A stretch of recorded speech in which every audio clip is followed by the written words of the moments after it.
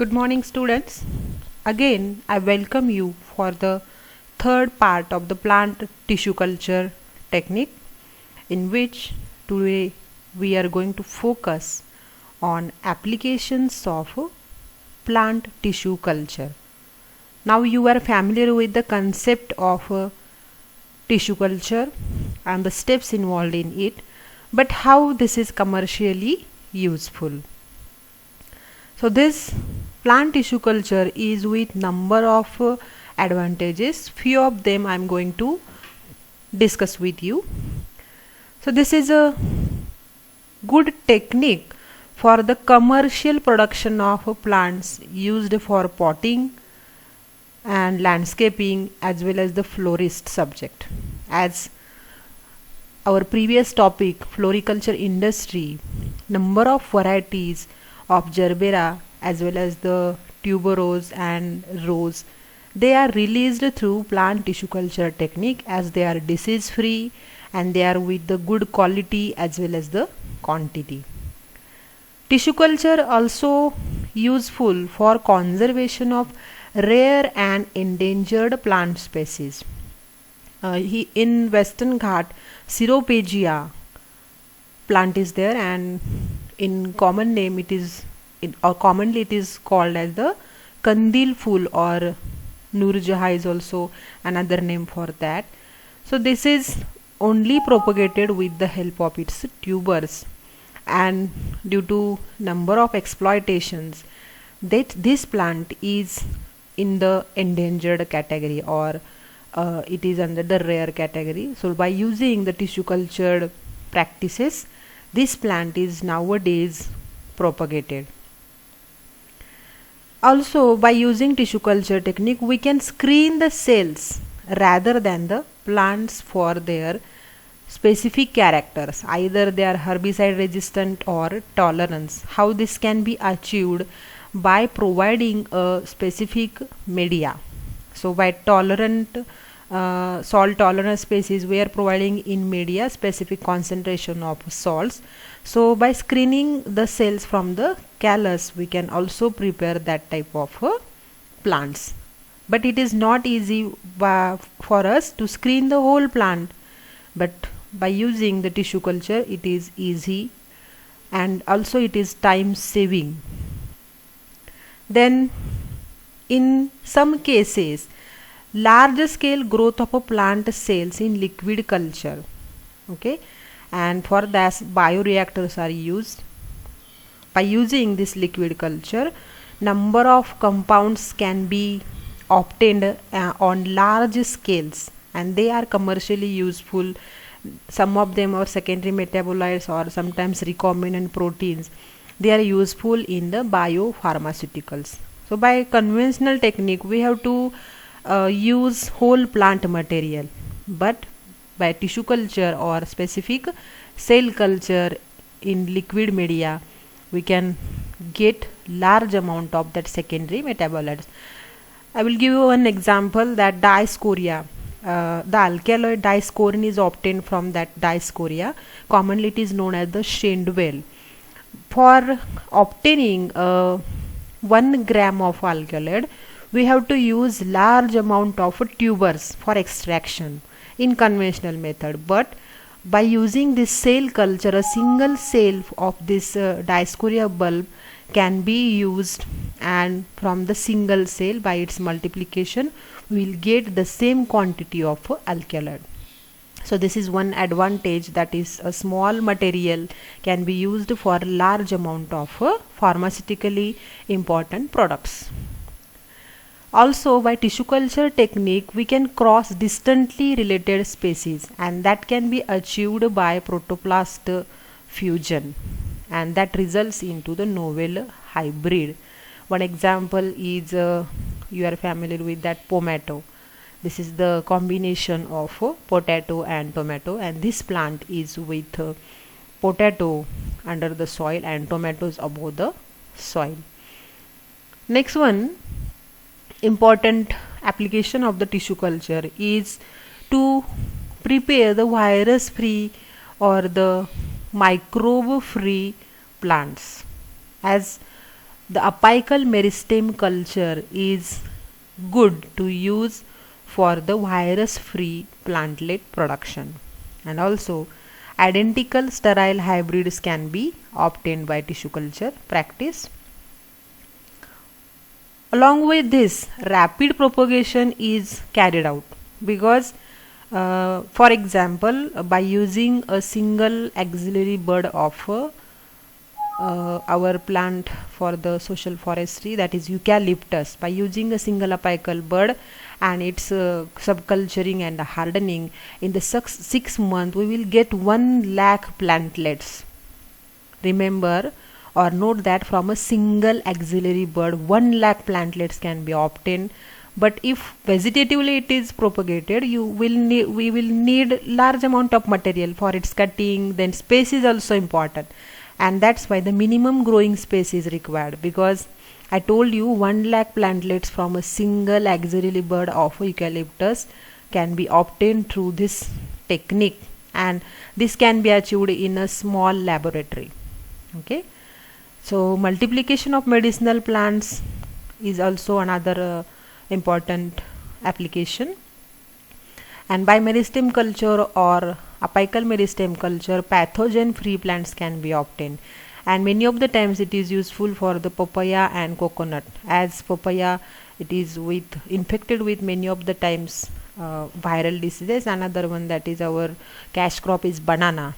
So here also this technique can be used to produce pathogen free or virus free plant, and large number of plants can be stored in the small place. Many of the times gymnosperms like plant, okay, so these plants are slow growing plants. So in case of this gymnosperm, we can use multiple shooting, or sometimes rooting is also obtained with the help of its small cell or any specific organ culture. But many of the times contamination is a serious problem, and that results into the lower yield, and economically it is not feasible. Some seeds, they are with dormancy. One example I will discuss with you, that is orchid. In orchid, that grows majoritarily in the wild condition, and the fruit of the orchid is with lakhs of seeds, but unluckily only 1 or 2 seeds can germinate. It means they are with the dormancy. And also this orchid seeds, they are with immature embryos. So embryo rescue technique is useful, where embryo is removed directly from the seeds and that is grown on the artificial medium, and we will get the number of plantlets from that embryo. Artificial seeds, this is another application for tissue culture, and here either axillary buds or the direct embryo that is encapsulated in a specific medium, and we can call it as a artificial seed. Another important factor for the plant tissue culture, that there is a uniformity of a character. They are homogeneous. If you are using the anther, the haploids are there.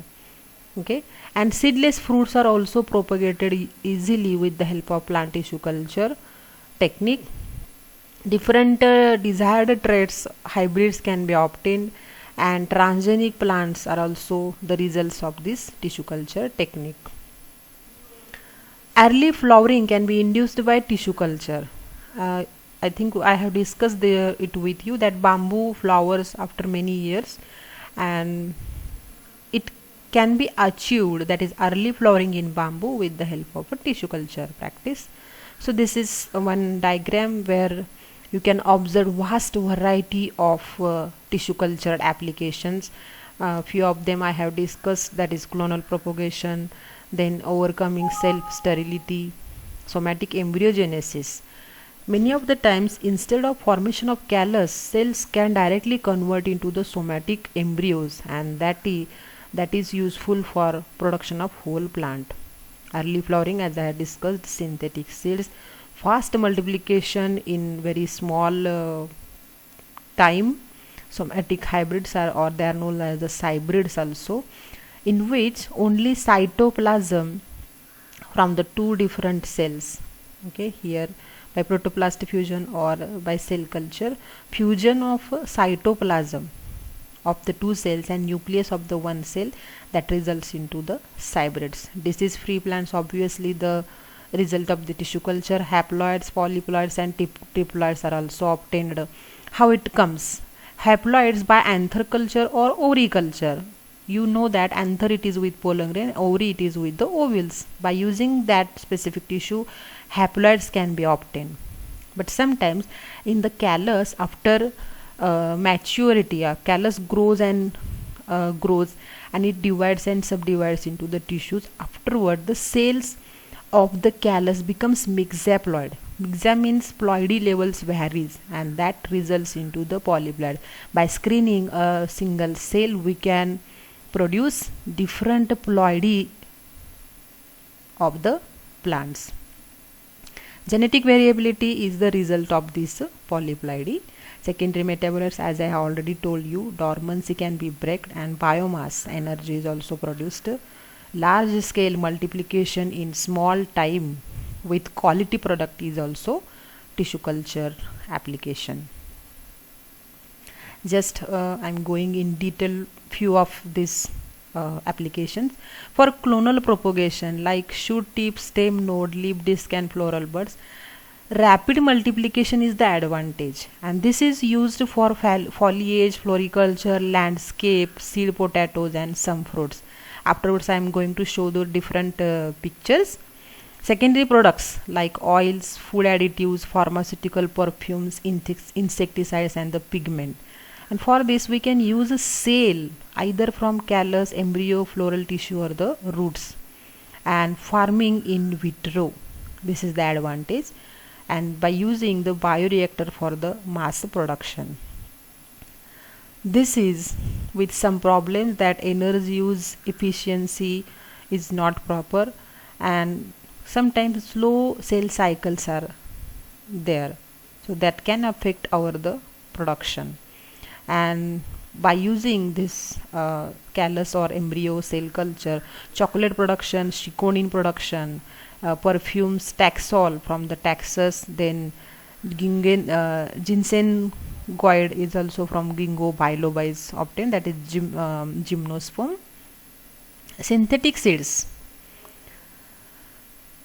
where somatic embryos as substitute for the true seeds, and this can be achieved either coating or non-coating desiccated somatic embryos or embryos encapsulated. Here you can observe this encapsulation like bubble, where hydrated gels, most of the times calcium alginate is used, and in which embryo we can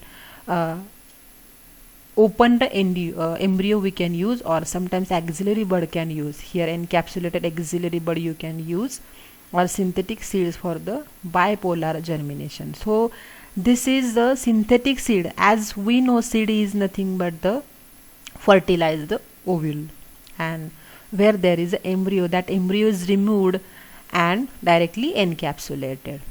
So this is another advantage, synthetic seed. As I have discussed the chocolate production, that is secondary number of secondary metabolites by asexual embryogenesis. So you can observe here chocolate production through the callus culture, how this callus, by using a single cell that converted into the callus, and that gives you chocolate from the Theobroma cocci. Embryo culture, okay. Embryo culture technique is useful for rescuing the F1 hybrid from the wild grasses, and it overcomes the seed dormancy. Usually we can use gibberellic acid in that medium so that we can overcome the seed dormancy. Then haploids. Embryo rescue, it is specific interspecific crosses can be used, but anther culture or microspore culture, where culturing of anthers or pollen grains can be achieved, and it derives a mature plant from the single microspore. And we can use also the unfertilized ovules, that are the macrospores for the ovule culture, and that results into the haploid plant production. So here one photo I am going to show you, that is leaf culture for the Sapiglossis sinuta.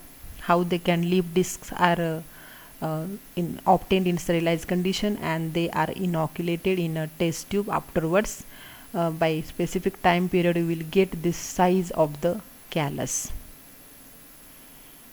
Then apical shoot tip culture, one photo is there, how the single apical shoot develops into the multiple shoots in a very small test tube, you can observe. So this can save our time and space also. And you can observe the comparative effect tissue cultured birch plant, that is on the right side with multiple branches. You can observe here multiple branches, here 1 2, you can observe this one. And this is the normal cutting, that is vegetative propagated plant. So this can be achieved through tissue culture. The next, mini potato tuber production. You can observe here in very small test tube, micro tubers of potato can be achieved. Here you can observe that liquid culture used and roots are also there. So this is the figure, you can observe the mini potato tubers. Orchids, in which there is a seed dormancy or embryo is not matured, so clonal propagation can be achieved in orchids after using a clonal part. Okay, meristem explant from the excised meristem, and here 5 protocombs formed from a single meristem, you can observe, and this protocomb can be converted into the shoot formation. This is the D figure, means you can observe a single meristem can give you a whole plantlet. Here 2 shoots are there. Here commercial production of ferns by tissue culture is also obtained, that are with good quality, freshness is also there. Here also mechanical transplanting of tissue cultured grown plant is there, and afterwards in greenhouse they can show a very good growth and uniformity is also there. Here staghorn ferns from the tissue cultured, they are obtained here, and this